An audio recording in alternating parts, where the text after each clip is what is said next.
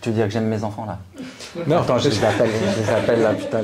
Alors ça, c'est une bonne question. Quand est-ce que tu nous fais un film là? Si, claro que si. Salut à tous et bienvenue sur Runtime. Très heureux aujourd'hui de rencontrer Romain Duris, l'auberge espagnole, l'arnaqueur, les trois mousquetaires, le règne animal. Et à ses côtés, Guillaume Senez qui réalise le film Une part manquante, c'est pour ça qu'on est ici. Au Japon, lors d'une séparation, l'enfant n'est confié qu'à l'un des deux parents. On estime à plus de 150 000 petits japonais enlevés de cette façon chaque année. C'est ma femme qui a enlevé ma fille. Ici, c'est le premier qui prend l'enfant qui a la garde. Elles sont parties, mais je pouvais pas accepter, tu vois, et... Depuis 9 ans, Je me suis mis à chercher Lily un peu tout le temps, tu vois. Le jour, la nuit, partout dans tout le pays. Pensez à vous abonner, je vous laisse maintenant avec l'interview. T'es bon en clap. Moi, je suis bon, clap. Prêt? Ça tourne? Ça tombe. Il y a deux caméras. Ouais, Et... action! c'est bon. Bon, bravo pour le film en tout cas, sincèrement. Bah, merci Super beaucoup. touchant, on a beaucoup aimé. Qui aborde quand même un sujet méconnu. Donc, il faut savoir qu'il y a plus de 150 000 jeunes japonais qui chaque année sont plus en contact avec l'un de leurs parents. Justement, vous, Romain, première fois que vous entendez parler de cette histoire, vous êtes surpris, vous le saviez? J'ai cru en avoir entendu parler à un moment, mais je m'étais, en tout cas, ça restait assez superficiel parce que je me rendais pas compte de l'importance pour avoir croisé une personne qui était dans cette situation-là. C'est presque trop dur, quoi, en fait, comme situation de vie. Vous avez fait pas mal de témoignages, il me semble, avant le film. Qu'est-ce qui en est ressorti? Bah, on a rencontré énormément de papas et de mamans coupés de leurs enfants. Et non, ce qui en ressort, c'est la douleur. La douleur, c'est une douleur vraiment très très dure. Et on est papas tous les deux. Et c'est ce qui nous a aussi touchés dans ces récits. C'est de se dire qu'il y avait peut-être un film à faire là-dessus. Évidemment, pour parler un peu de cette problématique très très particulière qu'on connaît peu chez nous, mais aussi pour transmettre une émotion de ce que c'est que la parentalité, de ce que c'est que de ne plus voir ses enfants en tant que père, en tant que mère. Et c'est vrai que dans votre filmographie, on voit pas mal aussi de rôles de père dans celui-là. Vous vous sentez à l'aise dans ce type de rôle? C'est quelque chose que vous aimez bien? C'est assez génial parce qu'on est habité par quelque chose, en fait. Je veux dire, par la présence d'un enfant, on a une mission, quelle que soit. Mais est-ce qu'il faut être soi-même papa pour jouer Je pense pas, parce que j'ai commencé à jouer des pères avant moi d'être personnellement papa. Donc après, ça fait partie de la magie du cinéma. On n'est pas toujours en couple pour jouer des amoureux ou frères pour jouer un frère. L'imaginaire parfois suffit et c'est génial. Maintenant, ça évite parfois de se poser 1000 questions. Une fois qu'on est dans la situation du personnage, là en l'occurrence papa, bon bah c'est vrai que sur 1000 questions, il y en a peut-être 800 que tu peux enlever et il t'en reste 200. C'est pas mal. Mais tu vois, il n'y a pas cet effort de l'inconnu en fait, de te dire mais comment ça pourrait être si... Il y a des choses que tu connais déjà. Donc ça aide en fait, mais bon. C'est vrai que par rapport au film et pour lier à votre métier d'acteur, quand vous partez en tournage, que vous laissez votre famille, est-ce que c'est quelque chose que vous arrivez à gérer? Là c'est au Japon, c'est plus d'un mois. On les a fait venir, tous les deux. Ouais, moi, ma famille est venue 12 jours. Okay. C'était les vacances scolaires, donc les enfants étaient contents. Ils ont visité Tokyo.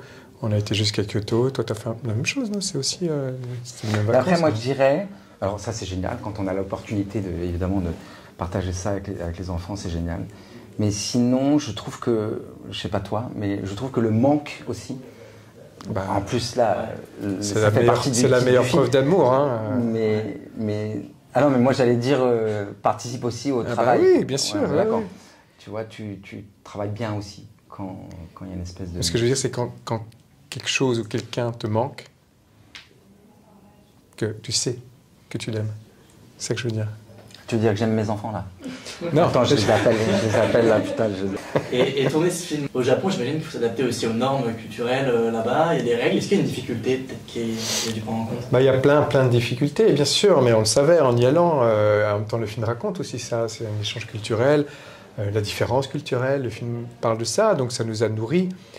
Comme j'imagine Romain a été nourri aussi ça pour créer son personnage. En fait, c'était assez enrichissant pour toute l'équipe de dire bon, ok, en fait, on travaille pas du tout de la même façon. C'est pas du tout comme ça que ça se passe. Chez nous, il y a des choses très faciles à obtenir. Là-bas, c'est quasi impossible. Et inversement, on apprend à travailler autrement, différemment. Et c'était une belle aventure au final. Et puis même Romain, plus jeune, vous habillez avec des vêtements japonais. Donc j'imagine gros kiff quoi. Tu t'habillais avec des vêtements japonais, c'est-à-dire avec des ensembles chinois. Ah oui. T'as des photos? Je crois pas. Incroyable. Je sais pas pourquoi, ouais, on m'a redit ça. J'ai dû dire ça un jour et puis maintenant. C'est resté, quoi. Ouais, ouais. Mais je Internet. sais pas d'où ça vient en fait. J'aimais bien le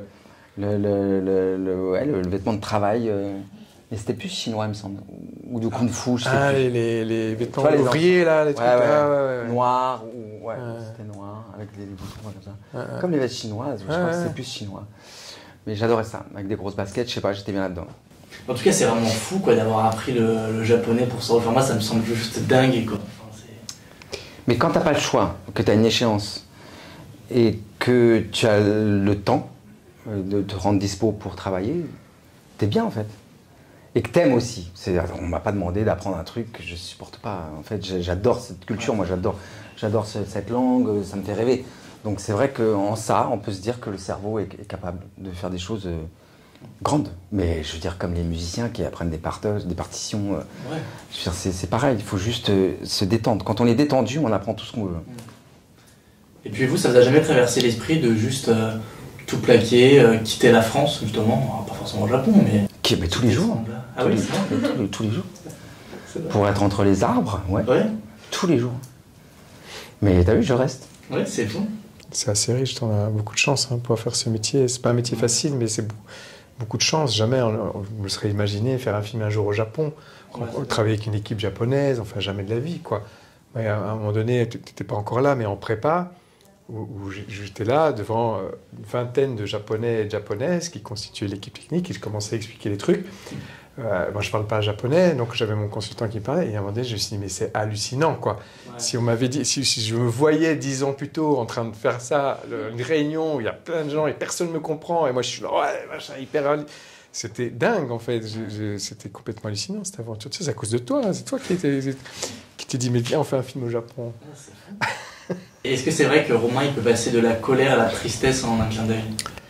Bah, je pense que c'est son métier de comédien, je pense. Triste d'avoir été en colère, c'est ça?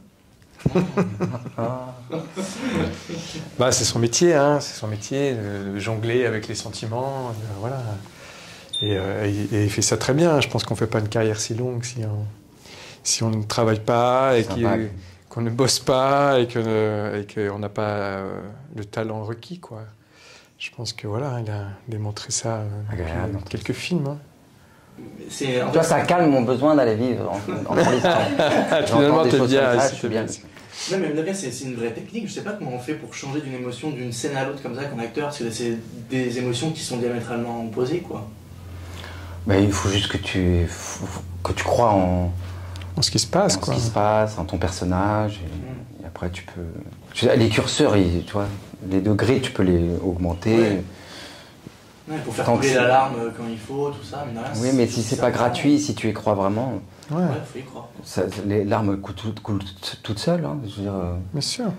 C'est si tu t'observes trop, ou si tu penses trop à toi, ou que tu prends trop de recul. Mais si tu es dans le concret, dans le réel de ton personnage, tu peux traverser toutes les émotions. La sincérité, elle jaillit de ça, hein, de croire à ce qui se passe, de croire en personnage, de comprendre les intentions et ce qui se joue. Et la sincérité, voilà, c'est comme ça qu'elle arrive. Hein. Et puis il paraît que Romain était un gros bosseur sur le film à plusieurs étapes de la production du film, même il proposait sur le plateau directement. Quand est-ce qu'on vous voit du coup derrière la caméra? Alors ça, c'est une bonne question. Quand est-ce que tu nous fais un film là?